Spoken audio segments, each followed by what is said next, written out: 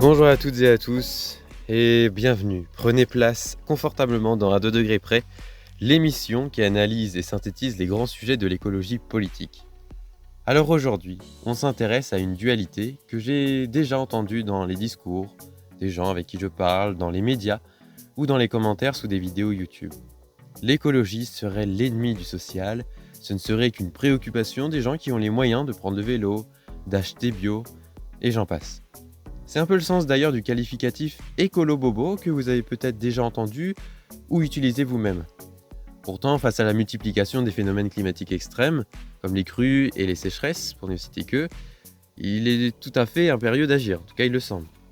Donc qu'en est-il réellement? Est-ce qu'aujourd'hui l'écologie appartient aux plus aisés de notre société? Et comment faire finalement pour se réconcilier avec l'écologie? À 2 degrés près par Mathis Armand. Donc on va partir de notre point de départ et donc aller dans le sens de l'idée reçue qui est que les plus aisés sont les plus capables d'agir positivement sur l'environnement. D'abord, il apparaît que les ménages les plus modestes sont contraints d'avoir des pratiques peu respectueuses de l'environnement. C'est d'abord du fait de la limite de leur budget. On a moins la possibilité d'acheter des aliments bio, d'acheter local et ou français par exemple. Ce qui est un peu l'idéal type de l'écologie ou des actions qu'on mène individuellement. Si ces consommations sont plus respectueuses de l'environnement, évitant par exemple les pesticides dans le cas des aliments bio et des voyages en bateau très polluants dans le cas de l'achat local, ils coûtent aussi souvent plus cher. Lorsqu'on gagne un SMIC, on ne va pas s'amuser à acheter des pommes à 4 € le kilo quand on peut en avoir que à 2 €. C'est vrai quand on veut se nourrir, mais c'est aussi vrai quand on veut s'habiller. Le secteur par excellence où se pratiquent des prix très différents. Entre un t-shirt fabriqué en Asie, vendu pas plus de 5 € à Primark, contre 20, 30 ou 40 € pour un t-shirt fabriqué en France. Ici, c'est la question de la main-d'œuvre qui n'a pas le même coût. Il y a donc l'idée qu'il faut déjà survivre à la fin du mois. Par ailleurs, plus on a des revenus modestes, moins on a de possibilités de se loger dans les centres-villes, mais plutôt dans les banlieues des grandes villes ou plus à la campagne. Or, il est beaucoup plus facile d'avoir une empreinte carbone basse en ville, puisque tous nos besoins peuvent être comblés dans un périmètre proche. Les infrastructures de transport en commun, comme le bus, le RER ou le métro, ils sont bien plus développés. Il en est de même pour les vélos en libre service. Deuxièmement, l'engagement éco-citoyen demande du temps. L'investissement peut être relativement lourd au départ lorsque l'on cherche à réduire son empreinte carbone. Il peut s'agir du temps de transport, on mettra plus de temps évidemment à faire un voyage à pied ou à vélo qu'en voiture, d'autant plus quand on habite en banlieue, comme on l'a dit. Mais il peut aussi s'agir de logistique. Pour les courses par exemple, il est plus contraignant et plus coûteux en temps d'aller faire une partie de ses courses sur le marché, puis dans un magasin bio, quand il est bien plus facile de faire tous ses achats au même endroit en supermarché. Il faut également prendre en compte le fait que le travail domestique, c'est-à-dire toutes les activités liées au foyer, repose en grande partie sur les femmes. Ainsi, certaines actions qui peuvent sembler anodines peuvent tout de suite prendre un peu de temps. À prendre en compte également le télétravail. Les plus hauts revenus travaillant davantage dans les bureaux y accèdent davantage. Et on sait bien que le télétravail, ça permet d'économiser du temps de transport, ce qui donne finalement du temps libre à côté. Bon, on peut toutefois nuancer par le fait que les cadres ont aussi des horaires plus larges, commençant certes plus tard en général, mais terminant plus tard aussi. Donc on l'a déjà en partie évoqué, la prise en compte de l'enjeu environnemental au quotidien par les classes populaires, voire moyennes, est plus difficile. Mais c'est aussi qu'il est perçu comme une contrainte, ce qui désincite à s'y engager.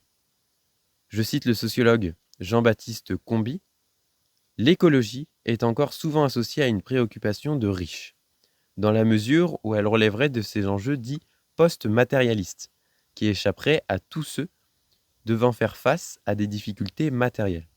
Fin de citation. Faisons ici le distinguo. On entend par difficulté matérielle la possibilité de subvenir à ses propres besoins au quotidien, tandis que l'enjeu post-matérialiste, comme l'écologie en fait partie, relève de quelque chose qui va au-delà. Les bénéfices d'une augmentation de salaire, par exemple, c'est matérialiste. C'est quelque chose qui va dans notre poche directement, c'est l'intérêt individuel. Tandis que recycler ses déchets, globalement, individuellement, ça a peu d'intérêt.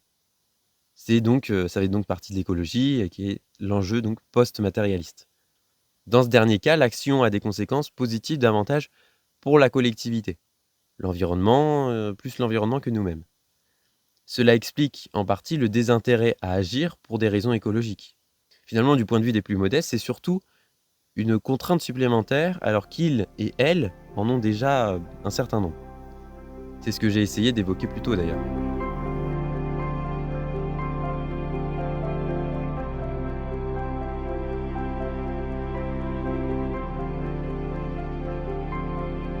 Bon, mais alors, est-ce que ça veut vraiment dire que l'écologie est réservée aux plus aisés de notre société? Vous aurez remarqué que j'ai pas trop évoqué encore de chiffres formels pour prouver ce que je raconte. Et justement, il faut avoir les ordres de grandeur en tête pour pouvoir nuancer efficacement cette thèse. D'abord parce que l'émission de gaz à effet de serre s'en va croissante du revenu. En moyenne, aujourd'hui, chaque Français émet 11 tonnes d'équivalent CO2. C'est une moyenne et il y a de fortes disparités. Si on classe les Français dans l'ordre croissant de leurs revenus, d'après le rapport mondial sur les inégalités 2022, les 50% les plus pauvres émettent 5 tonnes de CO2 par an, alors que c'est 25 tonnes pour les 10% les plus riches. Je vous laisse faire le calcul. Ça fait 5 fois. 5 fois plus d'émissions pour les 10% les plus riches que pour la moitié de la population la plus pauvre. Donc ça met quand même un coup, COUP, dans l'idée de bobo écolo, clean sur le plan environnemental. Mais alors la question qu'on est en droit de se poser, c'est pourquoi ? Pourquoi, alors qu'on dit que les plus modestes manquaient de temps, de budget pour faire des achats écologiques, sans compter que les voitures de cette partie de la population sont plus anciennes, les logements moins bien isolés, pourquoi aboutit-on à ce résultat ? Précisément parce que les plus aisés ont plus de temps et de budget. Les plus modestes sont parfois obligés, et on ne peine pas à imaginer que ça a été le cas encore cet hiver avec l'inflation des prix de l'énergie, de ne pas se chauffer, par exemple, de ne pas pouvoir. En 2019, selon Eurostat, 6,2% des Français affirmaient ne pas pouvoir maintenir un logement à la bonne température. Une partie des Français applique une sorte de sobriété involontaire, si vous voulez. De l'autre côté, les plus aisés peuvent partir en vacances, partir en week-end, souvent en avion. En 2016, alors que les ouvriers représentaient 2% des voyageurs en avion, les cadres représentaient 27%. Il y a quand même une sacrée différence quand on sait que les ouvriers et les cadres représentent chacun à peu près une vingtaine de pourcents dans la population.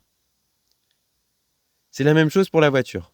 Les plus aisés vont se tourner vers des SUV plus chers et plus polluants quand les ménages plus populaires choisissent davantage d'avoir une voiture familiale ou des voitures peu coûteuses qui utilisent peu de carburant.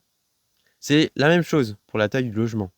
La densité de celui-ci, c'est-à-dire en gros le nombre de personnes correspondant à la surface habitable, dépend du revenu là encore. Bon bref, je ne vais pas vous faire un dessin et 10 000 exemples, vous avez compris la logique. On peut donc en tirer deux conclusions.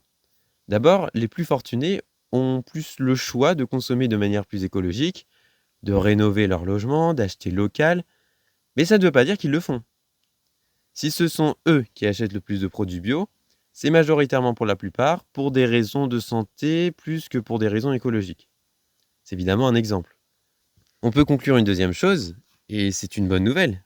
Cela veut dire que ceux qui ont le plus d'efforts à fournir pour réduire leur empreinte carbone, ce sont les plus aisés. Et c'est aussi ceux qui ont le plus moyen d'agir. Évidemment, l'idée est de relever des tendances générales et non de faire des généralités, puisqu'il y a dans chaque groupe des exceptions. Aussi, il y a des disparités entre chaque classe de revenus, notamment entre urbains et ruraux, sur l'utilisation de la voiture par exemple. À la campagne, tout est plus loin qu'en ville et la voiture est absolument nécessaire lorsque l'on sort de l'école de quartier et des petits commerces du centre-ville. Donc tout ça pour dire qu'il n'y a pas que le revenu.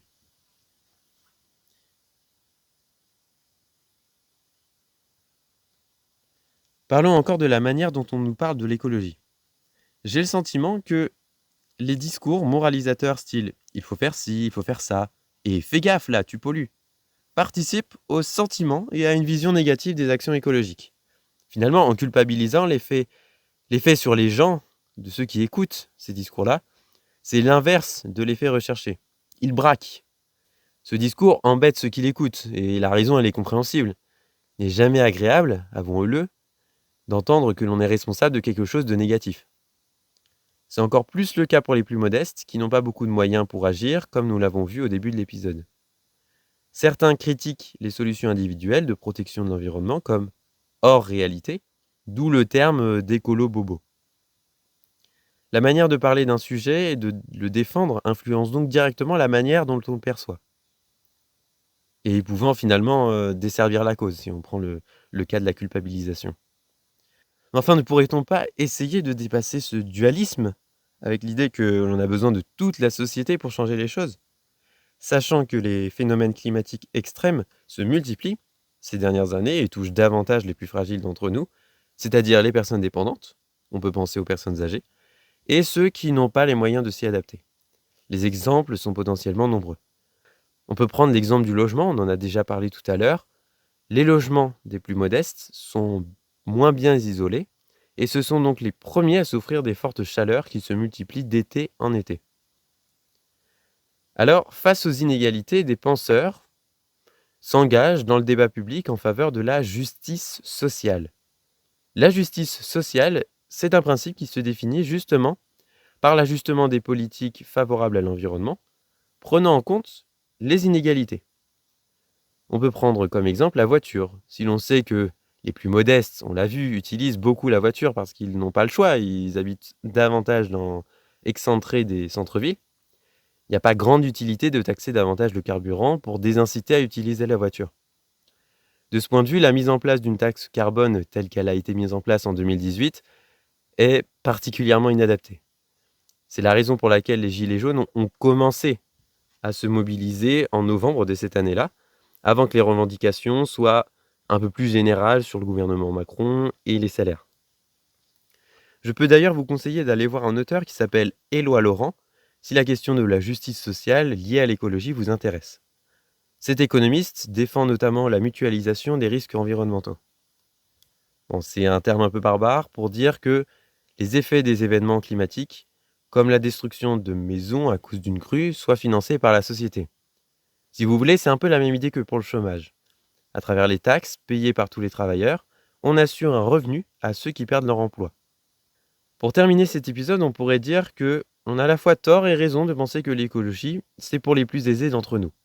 Raison parce que ce sont eux qui partent de plus loin, qui ont la possibilité d'agir davantage, que certaines pratiques sont difficilement réalisables par une plus grande part de la population. Mais on a aussi tort car les impacts du changement climatique nous concernent tous, toutes et tous, et qu'il s'agit d'un défi global.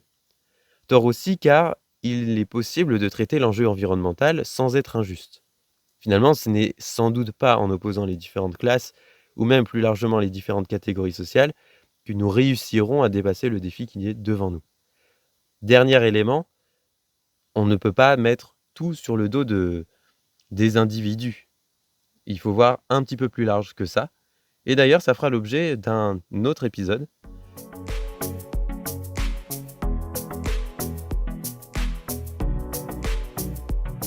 Dont cet épisode vient de se terminer. Si vous avez des remarques ou des critiques, n'hésitez pas à nous envoyer un email à contact@arainfo.fr. Merci pour votre écoute et à bientôt.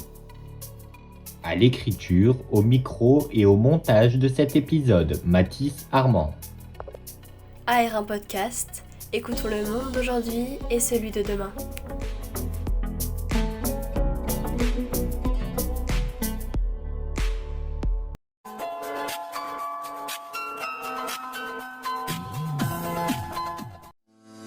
Dimanche prochain à 10h, retrouvez le journal de Stephen Combe pour analyser l'actualité des derniers jours avec nos reportages, nos rubriques et magazines.